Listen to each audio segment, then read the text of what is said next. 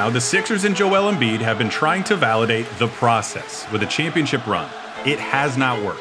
At this point, that pursuit is haunted by what-ifs. What if Kawhi's miraculous winner hadn't gone in, and the Butler-Embiid partnership been allowed to develop?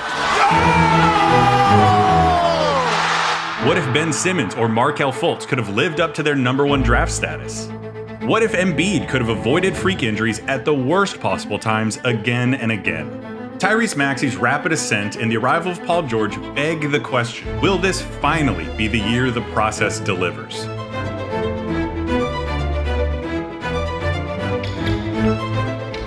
Hey yo, check out. In 2013, the Sixers' new owner, Josh Harris, hired a quirky Stanford MBA and analytics enthusiast named Sam Hinkie as general manager, tasked with reversing Philly's fortunes with missteps like the Andrew Bynum bowling debacle still fresh in everyone's minds. You know, the time Bynum exacerbated a knee injury while bowling, right after the Sixers traded for him on the heels of his best season as a pro, and then never appeared in a single game for Philadelphia? That was the situation Hinkie was walking into. This was Hinkie's calculus. You need a superstar to win a title. Guys like LeBron, D-Wade, Kobe, and Duncan, all of whom were lottery picks and who had either won for the team that drafted them or made their way to markets with things like warm weather, no state income tax, approachable fans, all things that Philadelphia lacked. Hinkie understood that the worst place to be was no man's land. 30 to 45 wins didn't get you squat. So he ran with that. To build a contender, the Sixers needed stars. To get the stars, they would need to draft them. To draft the best players, they would need high draft picks. And to get high draft picks, they would have to lose, which they did in an unprecedented way. The first issue to address was the roster, one which featured players who would get in the way of that losing. Promising young all-star Drew Holiday was out. In return, Philly landed the 6th overall pick and a future first-rounder from New Orleans. In came Nerlens Noel, a gamble with that 6th pick that focused on his potential and upside. He was the top high school player in his class and was the potential #1 pick before tearing his ACL in his lone season at Kentucky. Noel would go on to miss his whole rookie season, but would still develop into a solid pro and rim protector. Hinkie then used the 11th overall pick on Michael Carter-Williams, a promising point guard who'd shown out in March and led Syracuse to the Final Four with marquee wins over 3-seeded Marquette and 1-seed Indiana. MCW was a sensation. In his debut, he recorded an absurd 22, 12, and 7, along with a debut record 9 steals. Naturally, he would go on to win Rookie of the Year. Owning the second best odds for the top pick in the 2014 draft lottery, Hinkie had the team right where he wanted. And in that draft, Hinkie struck gold.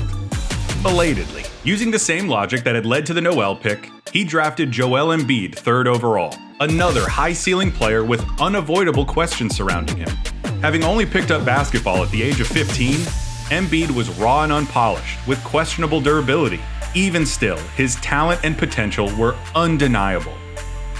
Then, using the 10th pick, Hinkie executed a trade masterclass. He traded the draft rights of Elfrid Payton for Dario Saric, a future pick that would become Richaun Holmes, and another future first, all generated from that draft pick he'd gotten in the Drew Holiday trade. With a roster of intriguing young pieces, there was hope that the 76ers could start moving the needle in the right direction, but injuries held everything back. Just a month after the draft, Embiid had surgery to repair a broken navicular bone in his foot, the same foot injury that had derailed Bill Walton's career decades earlier. That injury would cost Embiid his entire rookie season. MCW battled injuries as well, and as the season went on, his turnovers and rough shooting numbers became harder and harder to ignore. Hinkie did his best to sell high and traded him, not seeing a future for a guard who struggled to shoot. But there were bright spots in that 2014-15 season. Robert Covington and Jeremy Grant were revelations. Noel was healthy for the most part, and the team played hard under the eternally optimistic Brett Brown. The team again landed prime draft position. The 3rd pick in this year's draft goes to the Philadelphia 76ers. Which is to say, they lost a lot.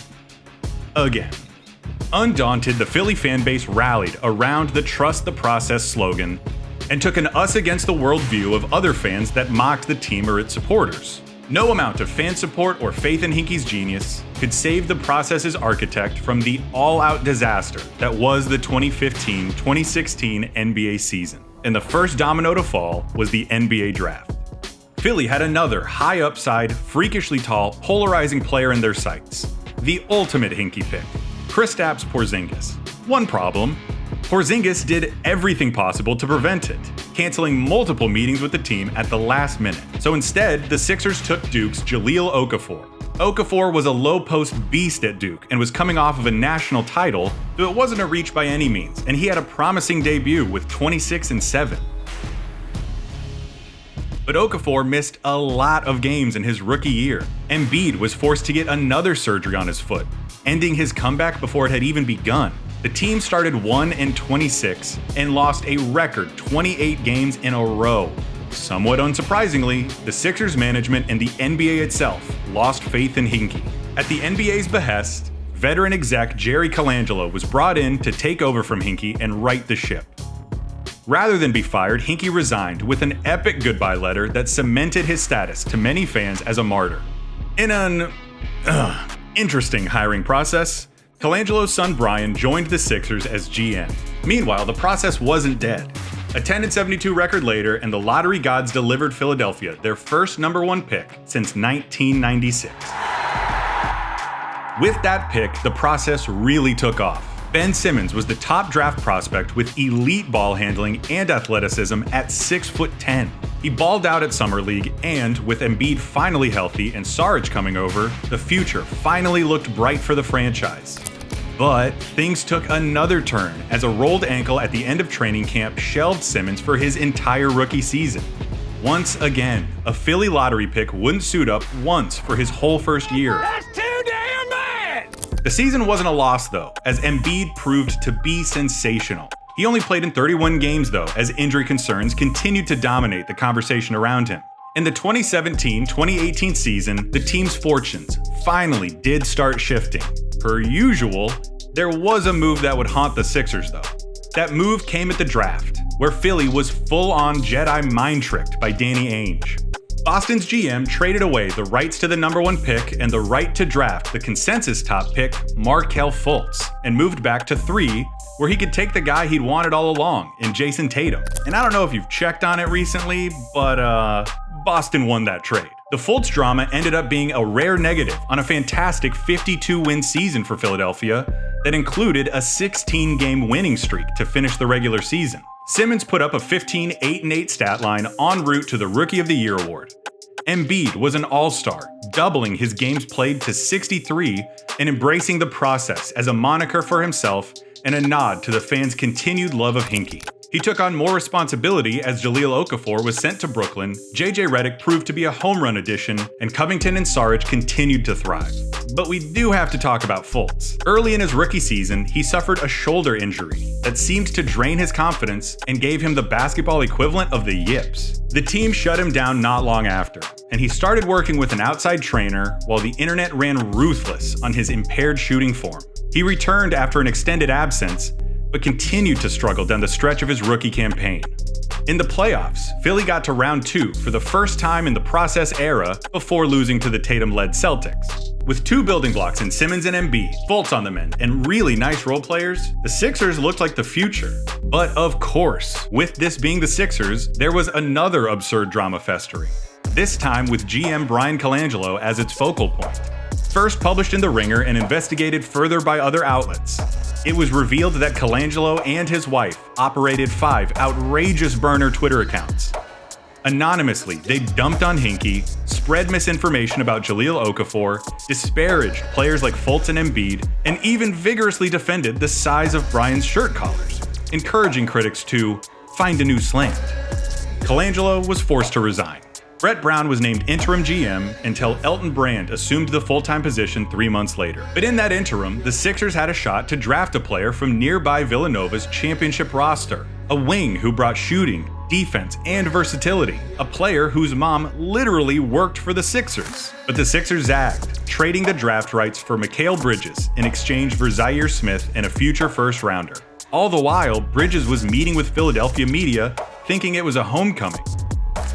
Things didn't exactly calm down once the 2018-19 season began either, with more Fultz drama. Thrust into the starting lineup, he looked lost. It wasn't long before his agent pulled him out of basketball activities and he was dealt to Orlando, where he's had some much brighter moments. To take over Fultz's spot, Philly landed Jimmy Butler for Saric and Covington. Before the 19th season, Butler had requested a trade and exploded at an infamous T-Wolves practice after leading the third stringers to a win over the starters. Right from the jump, Butler did help the Sixers and bonded with Embiid. Ominously though, he immediately took issue with Brett Brown's offense and the team's lack of leadership or interest in film sessions. But the Sixers weren't done going in and landed Tobias Harris at the trade deadline. The team won 51 games. Ben Simmons and Embiid were both all-stars, and Embiid again cleared 60 games played. In the playoffs, they easily beat the Nets before squaring up with the Raptors in an epic 7-game classic. In that series, Brett Brown used Butler as the focal point of the offense, which in turn seems to alienate Simmons to a degree. Toronto took the Sixers down in heartbreaking fashion, with Kawhi's iconic game winner sending Philly home and Joel Embiid's tears epitomizing the pain of the moment, which the internet immediately memed. The Sixers were now at a crossroads with tough decisions to be made. With Simmons the much younger talent, they pushed their chips to the center of the table. In a move that would haunt them later, they traded Jimmy Butler. They used their cap space to spend big on Tobias and Al Horford from the Celtics, which left little space for JJ Redick. At first, it seemed like they'd made the right bet. Simmons had a strong 2020 season that featured not one, but 2 made three-pointers, All-NBA, and All-Defensive honors. That momentum fizzled out as he missed the playoffs and the Celtics swept Philly in the first round. Brett Brown was subsequently fired. Embiid called it his worst year as a pro and says he wasn't having any fun. Horford's fit with Embiid never quite landed, and in the offseason he was quickly traded, coming back to haunt Philly as a member of the Celtics. Hinkie's mentor, Daryl Morey, was brought in as GM and landed a steal, drafting Tyrese Maxey with the 21st pick in the draft while also bringing in Doc Rivers as coach. The reworked 2021 Sixers were a success, finishing first in the Eastern Conference with new additions Seth Curry and Danny Green providing quality contributions, Shake Milton emerging as sixth man, and Simmons, Embiid, and Harris all providing strong years. In the playoffs, the Sixers cruised by the Wizards in the first round. The Trae Young-led Hawks weren't expected to pose too much trouble in the second. The long-tortured Sixers fans started to think, maybe, just maybe. In a shocker, Philly blew a 26-point lead in Game 5 and fumbled the series. In Game 7, the lasting image proved to be a tentative Ben Simmons passing up on an open dunk in a series where he had fewer field goal attempts than Furkan Korkmaz. He'd lost their trust, and the team didn't waste time letting him know. Really disappointed. Honestly, I think everybody's disappointed. Both Embiid and Doc called him out in the media, to which he responded by beginning a holdout and refusing to return to the team while piling up a record number of fines. When he finally did come back to practice, Doc ended up throwing him out for refusing to sub in. The situation got uglier and uglier as Simmons cited mental health issues for his absence, to which the team responded with more fines, to which Simmons responded with a lawsuit. The saga finally ended when Simmons was dealt to the Nets, reuniting James Harden and Daryl Morey. Harden's partnership with Embiid over the next 2 seasons had glimmers of hope, including a 3-2 series lead against Boston in the 2023 playoffs. Ultimately, Harden came up short in big moments, Tobias was too often MIA, while Embiid again suffered badly timed injuries. Morey and Harden went on to have their own nasty split over an alleged contract promise made by Morey. Daryl Morey is a liar, and I will never be a part of an organization that he's a part of. Harden went nuclear on him during a visit to China and was later traded to the Clippers, freeing up cap space and giving Maxey the opportunity to blossom as the primary ball handler. This past year, a limited roster and another ill-timed Embiid injury led to a first-round exit in a slugfest versus the Knicks. For those keeping track at home, Embiid's playoff injury history looks like this. 2018, an orbital fracture and a concussion. 2019, knee tendonitis. 2021, a torn meniscus. 2022, a torn thumb ligament, orbital fracture, and a concussion. 2023, a knee sprain. And 2024, a lateral meniscus injury. To his credit, he has been the embodiment of a warrior and has bravely played through all of them. but he will absolutely need help if he again misses time or is limited in the postseason. With Maxey, Embiid, and available cap space, the Sixers were a fringe contender. But in a stunner, the Clippers refused to give Paul George a 4th year on his contract. Hopefully, this offseason we find a way to get better and, add some pieces. Maybe Embiid side-eyeing him on the ESPN set really meant he knew something. PG-13 was available. When he showed up to the Phillie meeting in an AI shirt, it was over. Now Philly has a big 3. Maxey is a more formidable running mate than Embiid has had to this point in his career. Paul George provides the perimeter defense they need and an overqualified 3rd scorer to boot. They even got Caleb Martin on a heavy discount. This feels like the last gasp for the process and Embiid. If this trio doesn't work out, would you really put it past Embiid hopping to a super team? This team has to get past the 2nd round. But a lot stands in their way of the Eastern Finals and beyond. The Knicks just added Mikal Bridges to a team loaded with other Nova standouts like Jalen Brunson and Josh Hart. And Bridges will no doubt be looking to torch the team that infamously traded him away. The Bucks will get a much better version of Dame this year, now that we know that he didn't even work out before last season. And any team with Giannis headlining them is dangerous. The Pacers showed how high their ceiling is with a lightning-quick offense led by Tyrese Halliburton and a young, improving roster. The Celtics were dominant champions, and since the days of Andrew Toney, have owned the Sixers historically, even when the Celtics have gone through their own playoff disappointments. And that's not even getting into a talented Cavs roster, or a Heat team that should never be counted out as long as they have Spo and Jimmy Butler. They have at least part of what the process promised, at least some of what Hinkie always wanted. They got their superstar in Joel Embiid, and supporting pieces in Maxey and Paul George. Now, Philadelphia, or maybe Camden, will get to see if this whole endeavor will be judged a material success or an intriguing theoretical exercise that failed in practice. It has been a crazy journey to say the least, from the inflection point of Sam Hinkie's idea to this moment. And if history has taught us one thing about this team, there will be more twists and turns for Joel Embiid and the process.